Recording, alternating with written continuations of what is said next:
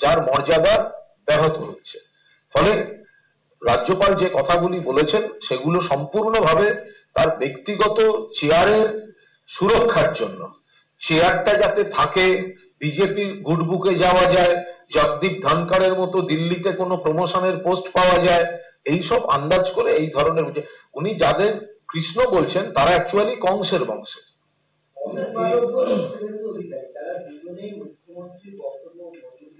যারা রেপিস্টদের নিয়ে টিম তৈরি করে তাদের বিকৃত কথার কোনো জবাব দেওয়ার প্রয়োজন তৃণমূল কংগ্রেস মনে করে না।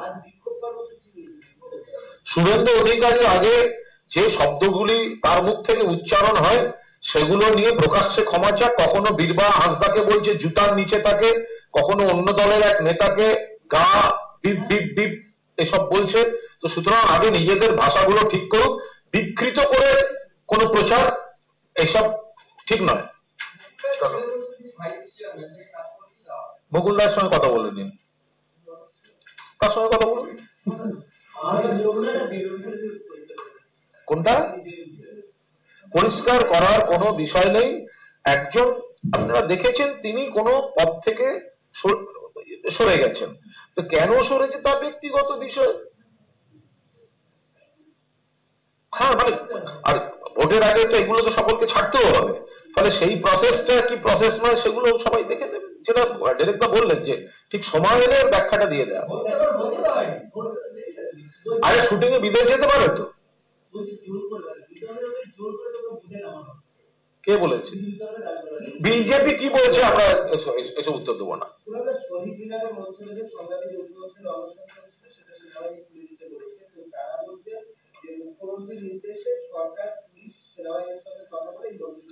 হাস্যকর, তারা তো সেনাটা নিশ্চয়ই মুখ্যমন্ত্রীর আন্ডারে পড়ে না, আর তাদের মঞ্চে যখন দোকান খুলে বসে থেকে শুভেন্দু অধিকারীর মতো একটা বিজেপি সে তাকে ডেকে এনে বসে কথায় কথায় তারা সেনা দেখায়, কেন্দ্রীয় সরকার দেখায়, দিল্লিতে গিয়ে হিন্দু মহাসভার আতিথেয়তায় সেখানে থাকে। এর বেলা বিজেপির দোকান খুলে বসে রাখা লোকগুলো আর আজকে সেটা মুখ্যমন্ত্রীকে বা রাজ্য পুলিশকে, এটা কোনো কাজের কথা হলো? এর সঙ্গে রাজ্য সরকার, রাজ্য পুলিশ, তৃণমূল কংগ্রেস, মমতা ব্যানার্জির কোনো সম্পর্ক নেই। দিনের পর দিন যদি কেউ একটা জায়গা আটকে রেখে থাকে ময়দানে, যদি সেনা থাকেন, আমরা জানিও না কিসের থেকে কি হয়েছে।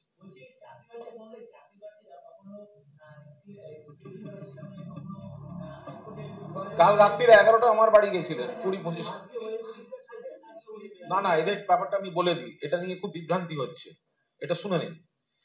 এই চাকরি প্রার্থীরা এরা হচ্ছে এসএলএসটির শারীর শিক্ষা কর্মশিক্ষা, যারা এজির বাড়ির সামনে গেছিলেন, কাল রাত্রে আমার বাড়ির সামনে গেছিলেন এবং তারা পুলিশকে সহযোগিতাই করেছেন।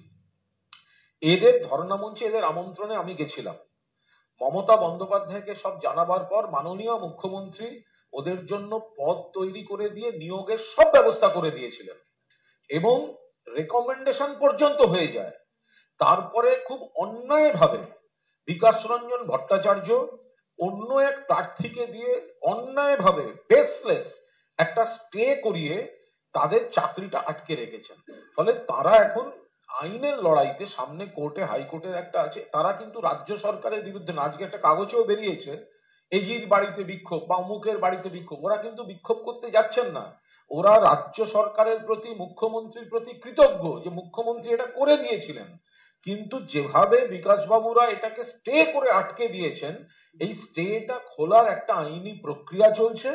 তারা তাদের বক্তব্যগুলো সরকার পক্ষের আইনজীবীর কাছে একটু পৌঁছে দিতে চান, তারা আবার এখানেও আসবেন, তাদের সঙ্গে কথা বলে নেব। দয়া করে এটাকে রাজ্য সরকারের বিরোধী কোনো বিক্ষোভ এটা কিন্তু নয়, এরা মুখ্যমন্ত্রীর কাছে কৃতজ্ঞ।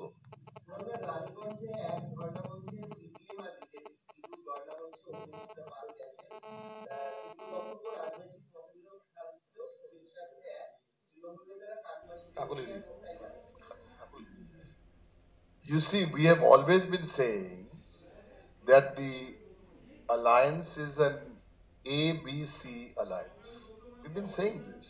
We've been saying it's the A Odhir, B BJP and C CPIM alliance. We've been saying this, and that's why my leader made this announcement. Thank you so much for being here on this Sunday afternoon. Thank you, because it was a very historic announcement yesterday. What Mamata Banerjee made, commitment to 21 lakh people who were deprived, even though the Act of Parliament says they should have been paid in 15 days. We appreciate your presence, and Kunal answers all your questions. So it's very nice. Thank you and good afternoon.